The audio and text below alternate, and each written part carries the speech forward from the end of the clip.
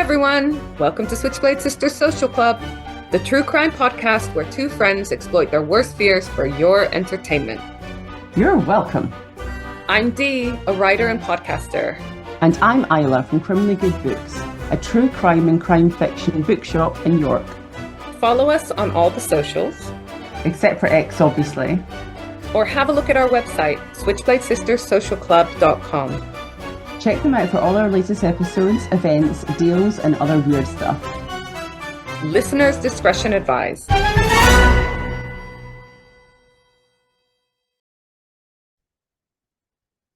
Hello, I'm Dee, and welcome to another Dee-Brief, where I pretend that we're taking a season break, but really I don't take a break because I make these debriefs for you instead.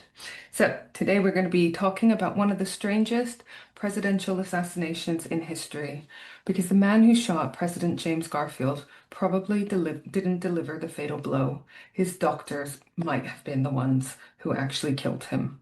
This is the story of political obsession, medical arrogance, and one of history's greatest what-ifs. So I need to take you back to America, 1881. James Abram Garfield had only been president of the United States for 4 months. Unlike many presidents, Garfield hadn't been born into privilege. He grew up in poverty in Ohio. He worked as a canal boat laborer. He became a teacher. He was a Civil War general, a congressman, and eventually the 20th president of the United States. He was intelligent, he was independent, and already upsetting powerful people. Not because of scandal, but because he refused to hand out government jobs like political favors. In 19th century America, there was something called the spoils system, not just in 19th century America, you could argue. The idea was basically that if you helped win an election, you got given a government job. It's obviously incredibly different today. So Garfield wanted to change that, and not everyone, of course, appreciated it. Enter Charles Guiteau.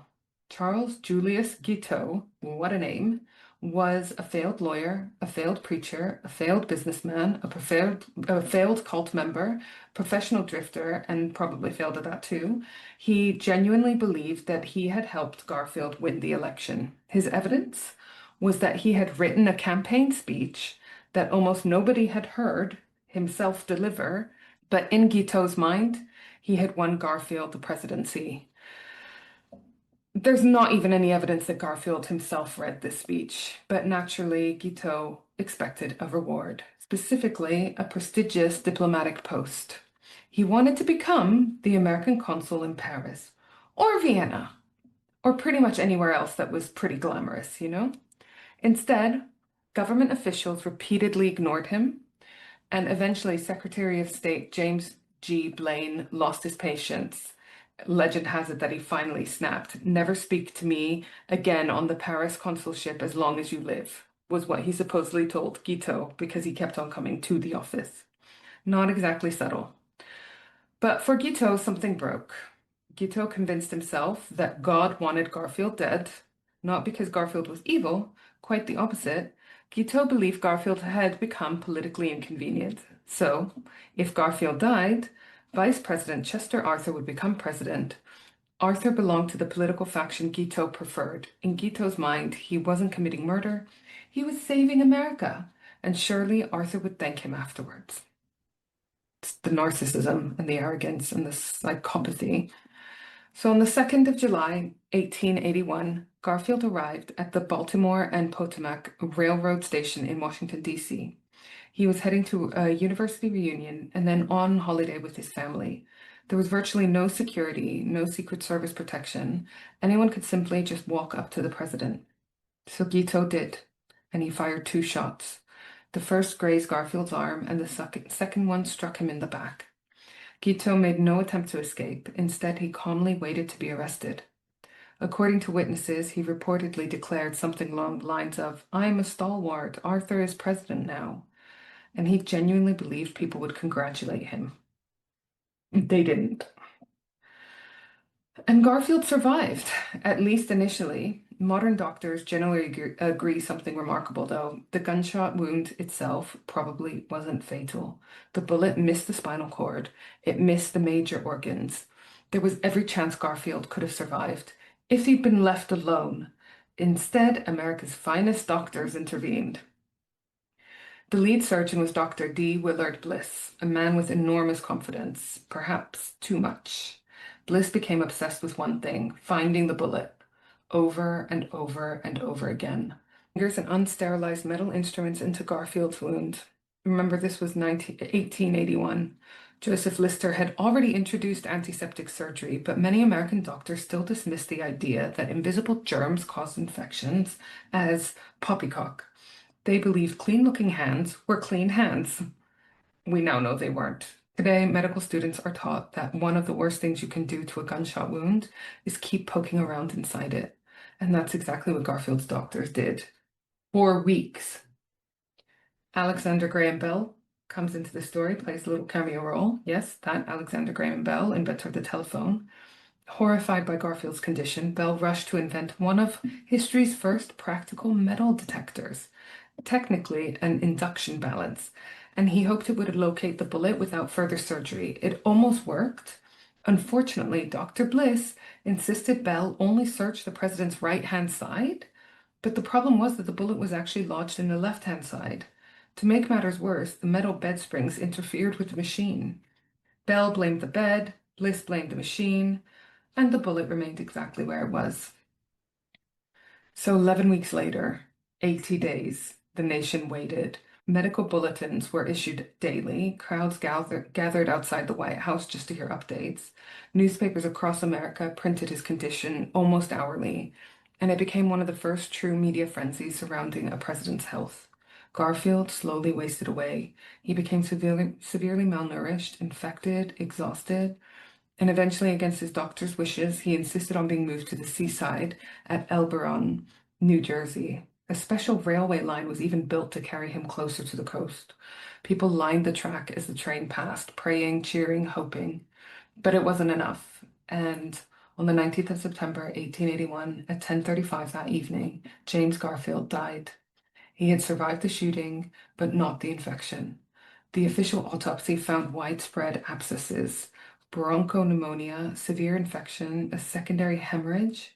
Modern historians overwhelmingly agree that sepsis, caused or greatly worsened by repeated probing with unsterilized fingers and instruments, was the decisive factor in his death. In other words, the assassin started the process, but the doctors almost certainly finished him off.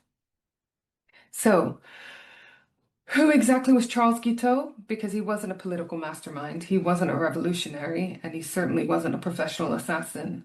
He was just a spectacular failure. Almost everything he tried ended badly. He was born in Illinois in 1841. His mother died when he was young. Friends later described him as intelligent enough, but socially awkward, arrogant, convinced he was destined for greatness. Unfortunately, the evidence didn't really support that belief. And in his early 20s, Guiteau joined a religious community in New York called the Oneida Community. Now, whether you call it a commune or a cult depends who you ask. It was founded by a preacher called John Humphrey Noyes. Members believed they were creating a perfect Christian society on earth. Private property was largely abolished, including what they thought of traditional marriage. So instead, the group practiced something they called complex marriage, which, in very simplified terms, meant that every man was considered married to every woman. Relationships required approval from community leaders, and children were often raised collectively rather than by their own parents. The community also practiced a form of selective breeding they called culture, believing that they could create spiritually superior children. Really. The Oneida community also became surprisingly successful in business, and after the religious experiment collapsed, it reinvented itself as a silverware company. So if the name Oneida rings a bell, that's why. There's a decent chance that you've used some of their cutlery. Guiteau had spent 5 years with the community, and nobody seemed particularly keen on him. He was argumentative, he was lazy. He believed he was intellectually superior to everyone else. And members reportedly nicknamed him Charles Guiteau, as in get out, which is honestly one of the greatest insults I've ever heard.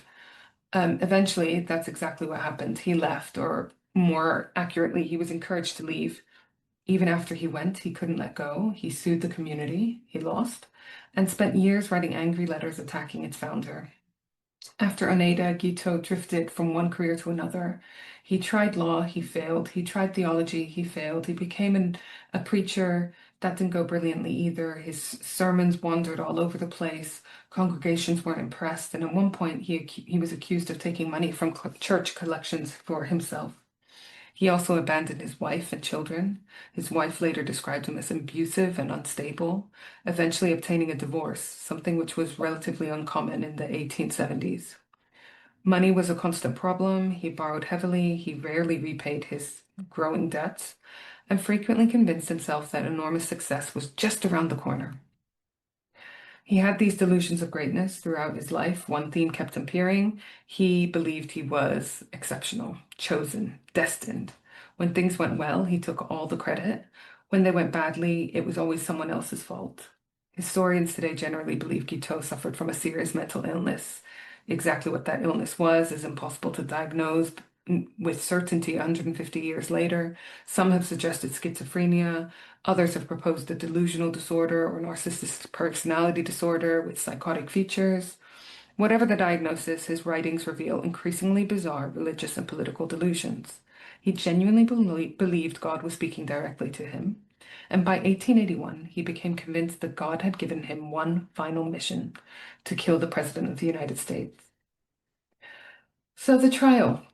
Charles Guiteau never denied shooting Garfield. Instead, he argued something extraordinary. He claimed, "The doctors killed Garfield. I only shot him." Legally, he was wrong. In criminal law, if your actions set in motion the chain of events leading to someone's death, you're still responsible. So Guiteau's defense quickly instead focused on insanity. His lawyers argued he was mentally ill. Guiteau disagreed, though. Well, he insisted he wasn't insane. He'd simply been carrying out God's instructions. The jury weren't persuaded. After only a little over an hour of deliberation, they found him guilty. He was sentenced to death. And on 30th of June, 1882, almost 1 year after the shooting, Charles Guiteau was hanged.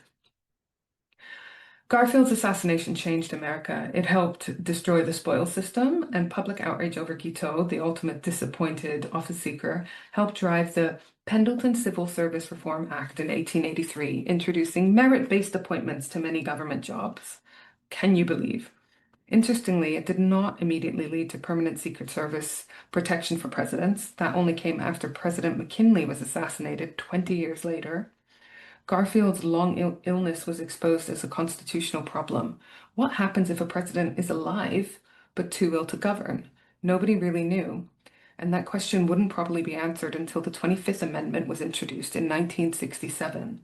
The 25th Amendment established the legal process for replacing or temporarily transferring presidential powers if a U.S. president dies, resigns, or becomes unable to perform their duties. So finally, James Garfield served as president for only around 200 days, yet his death transformed American politics.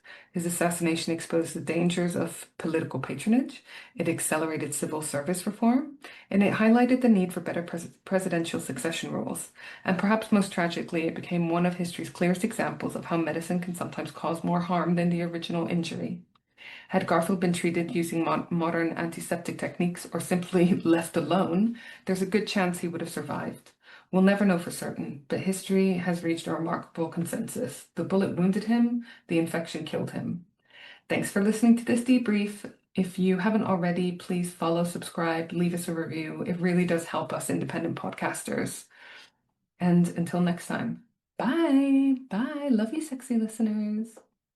Like this episode? Want more? Come visit me, Isla, at Criminally Good Books in the heart of York. We're an independent bookshop dedicated entirely to crime. From cosy mysteries to gritty thrillers, historical whodunits to juicy true crime. We've got signed editions, special gifts and plenty of recommendations for your next obsession. We also host a bunch of awesome author events. Can't make it in person? Visit us online at criminallygoodbooks.co.uk.